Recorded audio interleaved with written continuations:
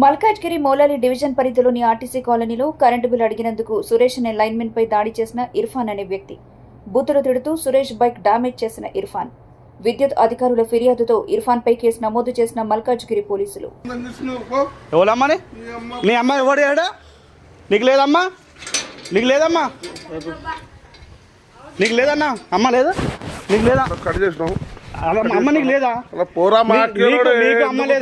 పో మా అక్కలోడు ఎక్కడి నుంచి పో దొంగ అంజోడుకు మా అక్కలోడ పండిత్ ఇంటి ముందు నుంచి పండిత్ డామేజ్ చేసినా కదా. అరే తీస్తా కాల్సా లంజోడుకు ఇప్పుడు కాల్చా కొట్టానా నన్ను కొట్టు కొట్టానా మందుడు నడు బ్యాన్ కిలోడు అన్నాడు.